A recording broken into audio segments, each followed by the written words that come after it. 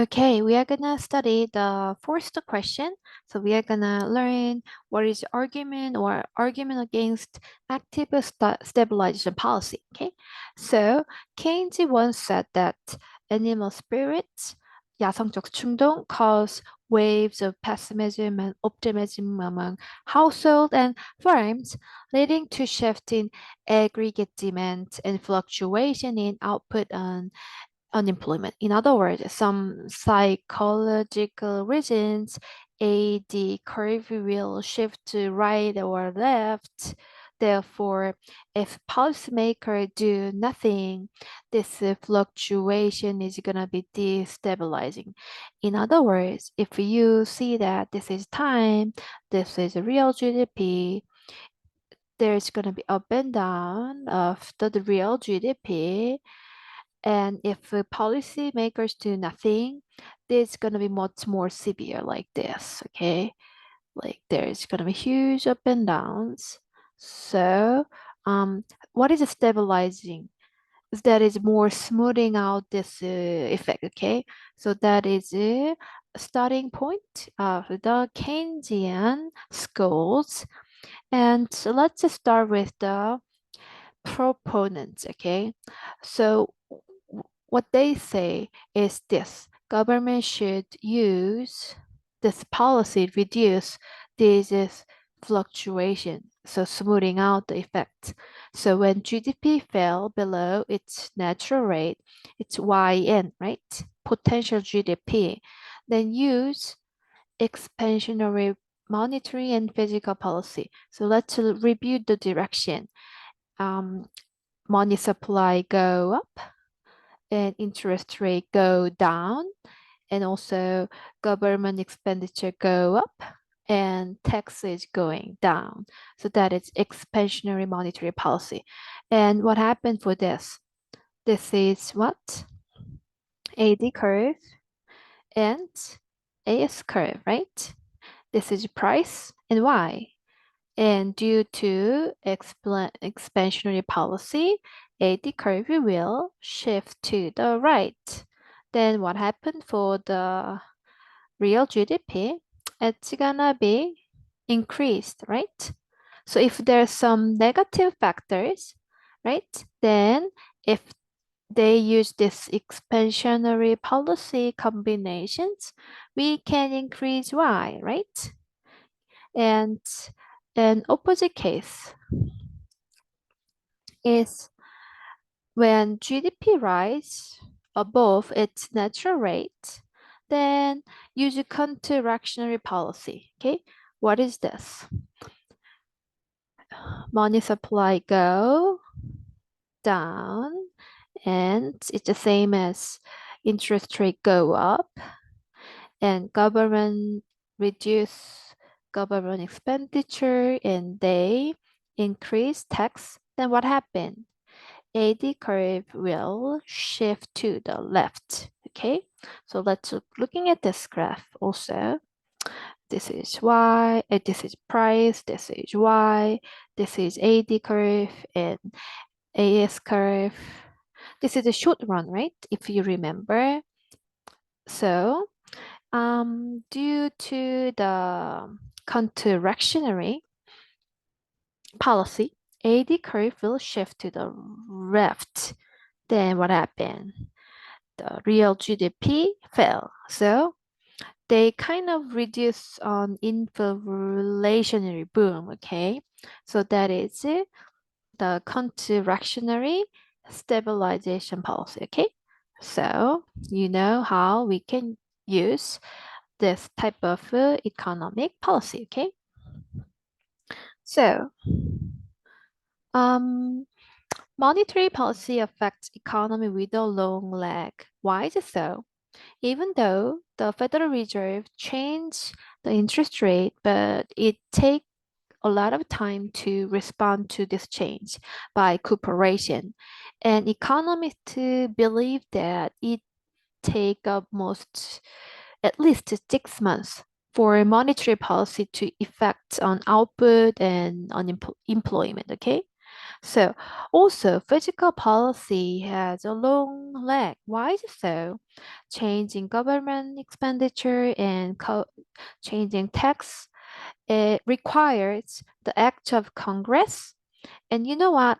At these days, passing some legislative process is gonna be very difficult, right? So it takes a lot of time. So there's gonna be a lot of long lag, and this caused some problem. Okay,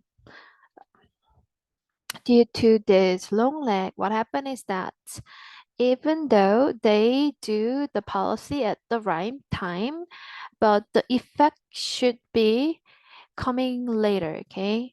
So think about that. We need some expansion.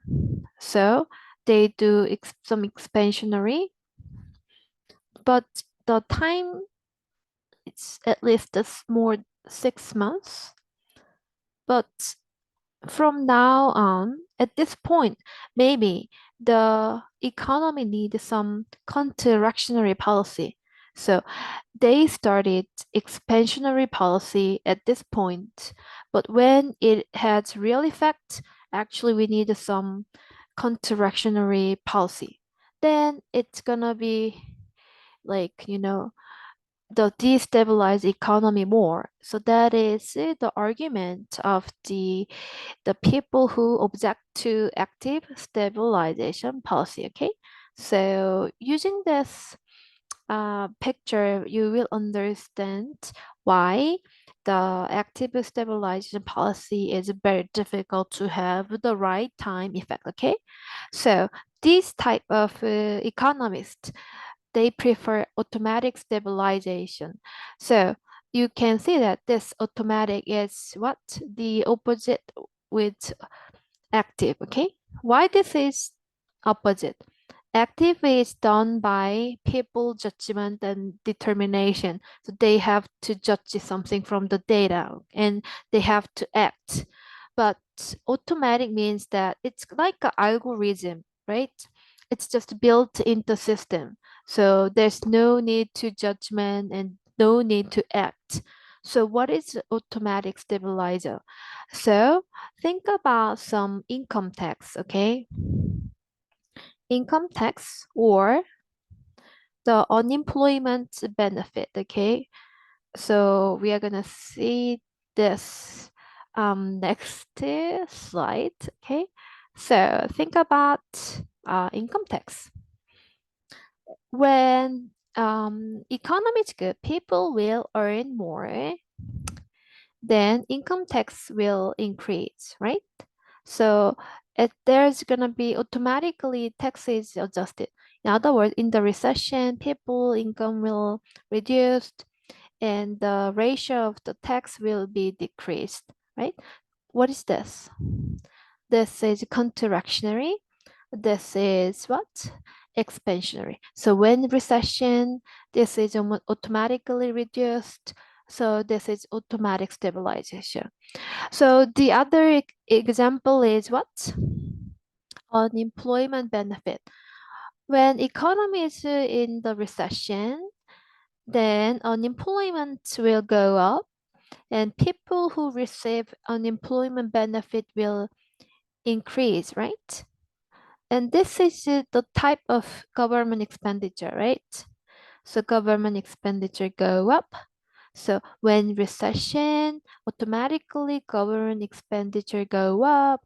So this is expansionary policy, but it's just automatically working, okay? No need to judge, no need to determine, no need to act. Just inside the system, the tax system and the welfare system, they try to stabilizing the economy, okay? So that is it, the automatic stabilizers. Okay, so let me conclude.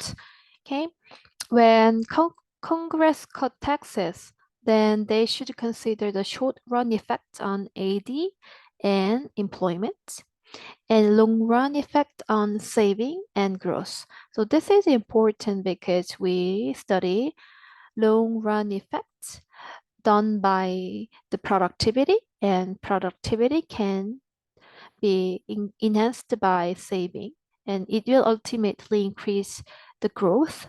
And short run, we study fluctuation or business cycle, and it is fixed. It can be fixed by shifting AD curve. Okay, so that is gonna be the part, and I'm gonna explain the summary, and I will finish. Okay. In this chapter, we study the theory of liquidity preferences, 유동성 선호이론, and that theory explains interest rate can change demand for money with the supply of money. Okay, if you remember, this is gonna be like this. Money supply is fixed, and money demand is negative relationship with interest rate. Okay, this is liquidity preferences theory. And interest rate effect can explain why AD curve is downward sloping, because interest rate is going down. Then what happened?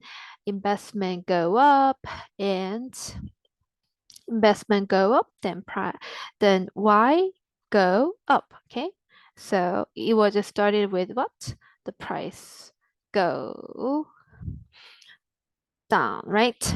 So there's gonna be negative relation between two. Okay, so next summary is gonna be the relationship between monetary policy and physical policy on AD curve. Okay, and the last part we are gonna study. Some economists agree with active stabilization policy, and the other disagree to this active stabilization policy, and they support what? The automatic stabilization policy. Okay, so this is gonna be chapter 34, and we study monetary fiscal policy on AD curve. Okay, so we will stop chapter 34 here.